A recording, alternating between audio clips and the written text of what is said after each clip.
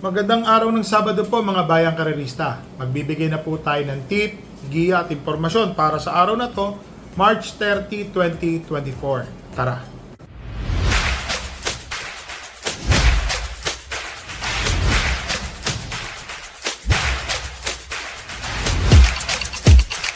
So mga bayang karerista, mapapansin muna po natin, meron pong hinandang siyam na karera para sa araw po ng Sabado. Po siya. Medyo madali na mahirap. Yun lang po masasabi ko. So, kanina po, nanggaling po tayo sa kwadra natin. Sinilip po natin yung mga kabahay natin. So, medyo masaya naman po tayo. Dahil unang-una po sa lahat, si Don't Stop Believin', bagong palit po ang spike. So, pinapalitan po ulit yung apat na spike. Nagkaroon lang po ng maliit na kamot sa tawag doon, sa ibabaw ng corona. Pero okay na po. Sa pulpo nung huli tumakbo siya, tinira na po yan, ginamot. Magaling na. So, yun lang po. Medyo di talaga maganda yung naging lundag. Nakausap ko yung mga nag-iensayo. Paluhod. Aksidente talaga. Minsan nangyayari yung ganon. Nalulubak. Agad. So, yung nangyari po, nalubak. Hindi naman po talaga mag-perform ng maganda. Kasi tumakbo po siya. Isa na lang po ang spike niya. Kanang likuran po ang natira sa kanya. So, in-explain sa akin. Maganda po yung naging kwentuhan po namin ng mga SOTA, mga exercise rider, yung trainer ko. Ganda po na kwentuhan namin. At lahat ng connection po natin tungkol sa kabayo na nag-aalaga doon, kwentuhan po kami. Maganda po ang nangyari. So, ang start time po ng karera sa araw ng Sabado ay ganap na 1:00 ng hapon. So, mahirap po ang karera. Simulan na po natin magbigay ng tip at giya. So dito po sa race number 1, 1,400 meter race, 5 runners po. So solohin ko na po ito, entry number 1, Sensei Spirit. Bakit to? Sa ngayon kasi wala hong matulin, kundi siya lang ang napapansin ko. At binalik po sa pagrerenda kay JB Hernandez. Kay JB Hernandez po, gumawa po ito ng 123.5 kwata o 0.3, 1.2, ganun po. 1.23 medya. Tingin ko, lamang na lamang po siya dito. Kung hindi ko siya masusundan dito, pass your paper na po ito. Para sa akin po yan. Siyempre, nagtanong-tanong tayo. Ganon din po ang kursonada ng trainer natin. So, dito po sa race number 1, solo na po, entry number 1, Sensei Spirit. Dito na tayo sa race number 2, non-placer po ito, 1,400 meter race, rating 5. 6 na kalok po ang magsisitakbo. First choice ko po dito, entry number 3 na si Loyal Pal. Ito pong si Loyal Pal, mga bayang karerista, isang deremating kabayo. Tingin ko, baka mapabor po sa kanya yung karera. So, siya po ang aking first choice. Ang second choice ko po dito, yung entry number 5 na si Empire Ruler. May takbo po ito kasi dahil sa no bearing, kahit masigundo, tersero ka, hindi ka papanik. Parang nasigundo po ito, tihadong-dihado nasa labas. Kala ko mananalo, long shot. So sa tingin ko po, malaki po ang panalo nito ni Empire Ruler. Ang third choice ko po ay nagpakita na po ng buti nung nakaraan, On Eagle's Wings. Bandera po ito, mga bayang karerista, hanggang last 300 meters last 300 meters. So siya po ay nagdala ng marcha. So para sa akin po, 50 kilograms, JC Guerra, malaki po ang panalo. Huwag lang po mapahirapan agad ni laparoscopy.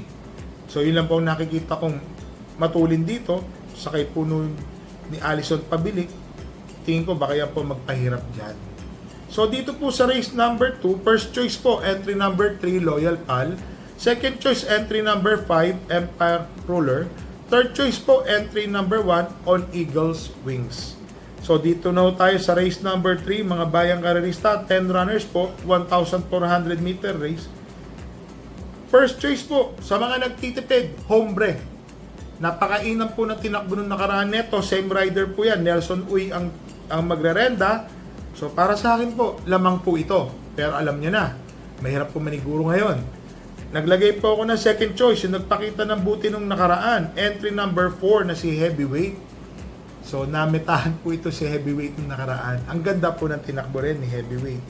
Tingin ko po, disgrasya lang po ang talo ni Heavyweight ng nakaraan. Tingin ko kung may tatalo po, si Heavyweight. So, dito po sa race number 3, first choice po, entry number 6, Hombre. Second choice po, entry number 4, Heavyweight. So, dito na tayo sa race number 4, mga bayang karerista, 11 runners po. First choice po, couple entering 7 and 7A, Doña Leoncia 7A Chocolate Thunder. Si Chocolate Thunder po, galing po sa panalo. Impressive po ang pagkakapanalo nito, mga bayang karerista. 1.26 po ang tinapo, same rider po, RM De Los Santos. So, tingin ko, malaki po ang panalo nito. And then, ang second choice ko po dito, entry number 10 na si Aguidaw. Nung nakaraan po kasi si Aguidaw, alam ko dapat nasa unahan to, parang na argabyado ata sa lundagan. Ngayon maganda po ang numero niya nasa labas. And then, second to the last to enter pa siya. Tingin ko mas mapapabor po sa kanya ang erehan dito. Ang third choice ko po dito, yung entry number 2 na si Luke Skywalker. Inaabangan ko po itong kabayan na to. Kasi alam ko may buti itong nakatago sa katawan. No bearing pa rin, no? Sayang naman kung di po nila mapapakinabangan ng mga magsisitakbo. So, dito po sa race number 4, first choice po, 7 and 7A, Doña Leoncia Chocolate Thunder. Second choice po, entry number 10, Aguidaw. Third choice po, entry number 2, entry number 2, Luke Skywalker. So, dito na tayo sa race number 5, mga bayang karerista, 1,400 meter race, 9 runners po. May kabayo po tayo, Don't Stop Believin'. Nakakahiya man nung sabihin, ilalagay ko lang po siyang fourth choice. Kasi dahil nung nakaraan, di po ako nakakita ng buti sa kanya dahil masama nga po yung pinakita niya, lumuhod po siya. Pagkakalundag, nalubak. Pero wala na po siyang problema, naayos na po, bagong palit ng spike niya, harap at likod, at tignan natin. Pero may instruction na po ako, kanina pa lang ho. Nagbili na po ako sa trainer ko, pati sa mga exercise rider. Ang problema, wala na palang ensayo ng Huwebes, ng Biyernes. So, Sabado na actual race. So, dito po sa karera na to, race number 4, si Don't Stop Believin' po, ginawa ko lang po siyang fourth choice. Mahirap na karera po ito. So, ang first choice ko po dito, napakabuti po ngayon na entry number 5 na si May 10. Dalawang sunod na segundo po itong kabayo na to. Yung huli po, hindi lang po siya lumakpas kay Papa Mamaw. So, nandun po, yun po yung sinasabi ko na si Don't Stop Believin', hindi una-una, napaluhod po. So, first choice ko po ngayon, si May 10. Ang second choice ko po, entry number 2, na si Mandatum. Ang ganda po ng panalo na nakaraan, hugandong-hugando. Pinanonood lang po yung mga nasa unahan, sabay check po ni Mandatum, tuloy-tuloy, the rest is history. Tinapos po niya yung karera. Ang third choice ko po dito, itong entry number 9 na si Take a Chance. Sa tingin ko, ito po ang magpapahirap kay Don't Stop Believin' or vice versa. Maganda po yung tinakbo nung nakaraan ni Take a Chance. Nasa numero 2 po siya. Nauna, ang kalaban po nila dun si Doña Chichay. So si Doña Chichay po, isa pa rin, mamaya may sasabihin ko sa inyo nangyari dyan. Si Take a Chance po yung bumandera, napakagaling. Nagabulan po sila ni Runway 10. So tingin ko, may panalo po ito. Yun nga lang, mapapalaban po siya sa unahan kay Don't Stop Believin'. Come what may, gaya ng sinasabi ng iba. Ang fourth choice ko po dito, yung kabayo po ng inyong lingkod na si Don't Stop Believin', na sana po, bumalik na po yung buti niya. Nakita ko naman, maayos, nakausap po natin yung mga sota, ensayador, pati yung trainer ko. Tignan po natin. So dito po sa race number 5, first choice po, entry number 5, May 10. Second choice po, entry number 2, Mandatum. Third choice po, entry number 9, Take a Chance. Nilagay ko lang pong fourth choice, si Don't Stop Believin'. So dito na tayo sa race number 6, mga bayang karerista, 1,400 meter race, 12 runners po. First choice po, entry number 8, Apo ni Maria. So RM De Los Santos po, minus 3 kilograms. Alam naman natin, yung mga kabayo po ngayon ni Boss James, parati hong nagpapanalo. So sa tingin ko po, malaki po ang panalo nito. Ang second choice ko po dito yung galing sa panalong Muni Money Man. So para sa akin po, kung ito pa rin ho yung dating Muni Money Man na may buti sa katawan, mataas ang ratings, nakababa lang, kung sakaling sabihin na natin 60-70% ang maibalik niya, malaki po ang panalo nitong kabayo na to. Pero naniniwala ako na mag-uumento po ito kasi galing na ho ito sa panalo. Ang third choice ko po dito, yung 1 and 1A. Parehas pong may panalo yan, ha?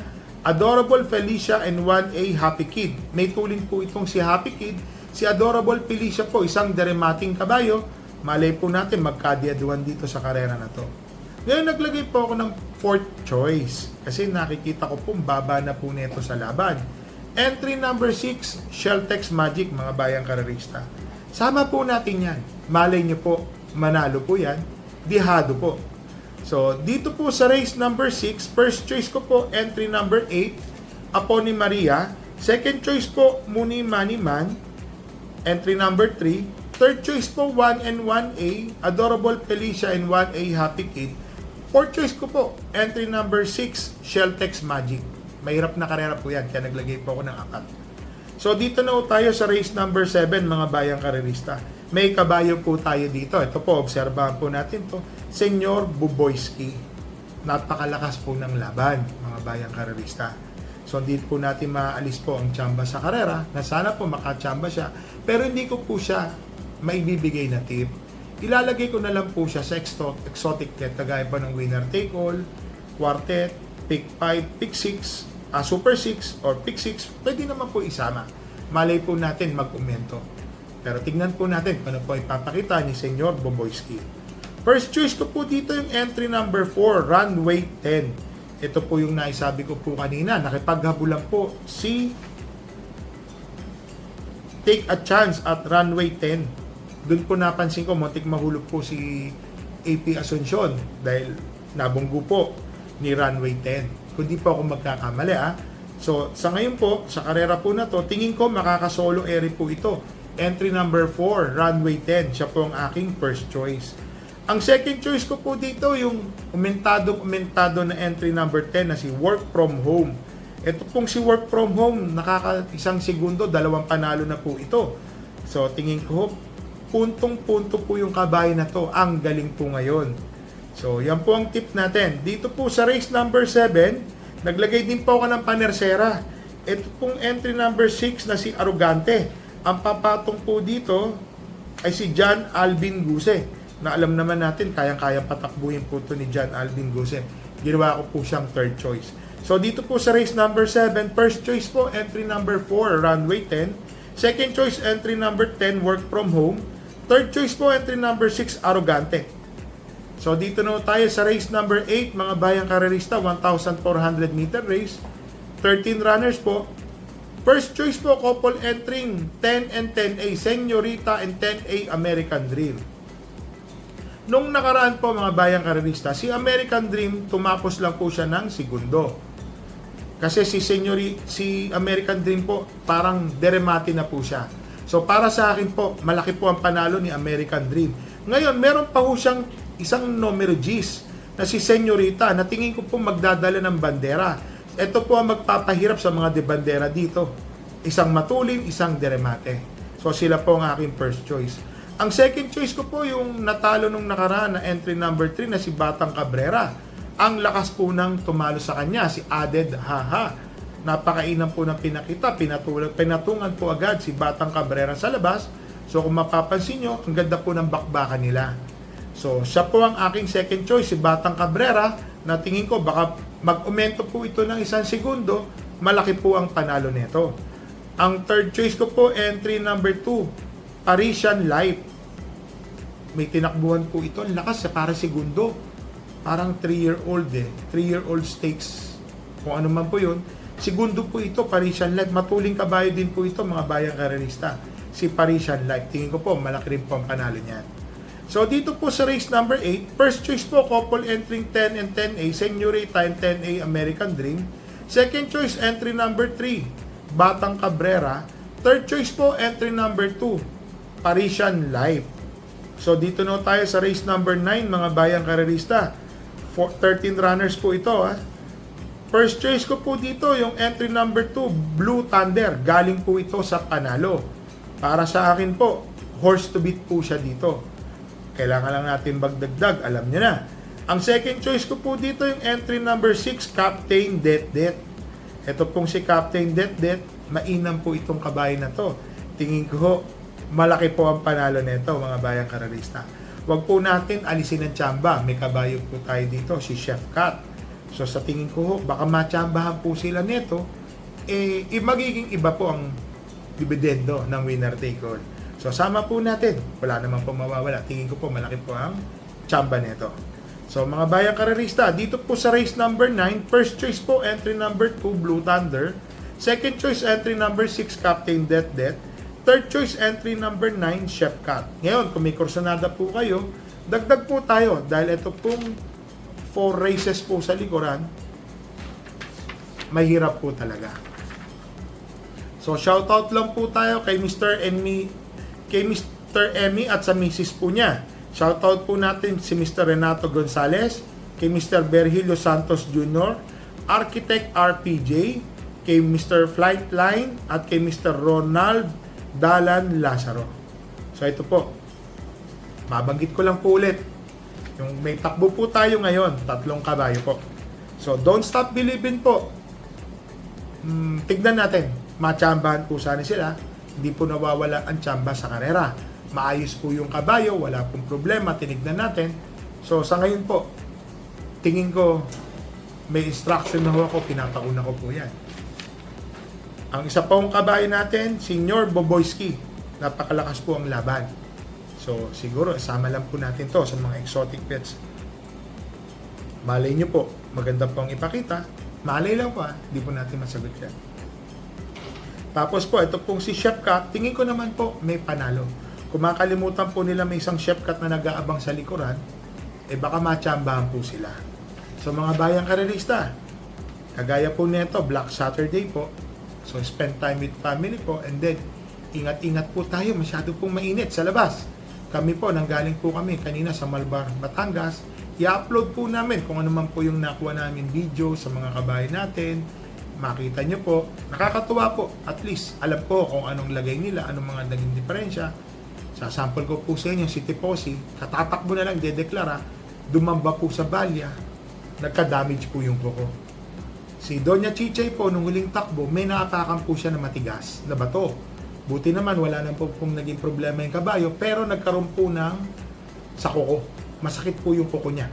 So tinitignan, hindi naman daw po magkakaroon ng infection or nana, kung hindi patutuyuin lang siya ng konti. So hoping tayo next week po magsisitakbo sila. So alam na natin mga bayang karerista. So mga bayang karerista, happy racing po and stay safe.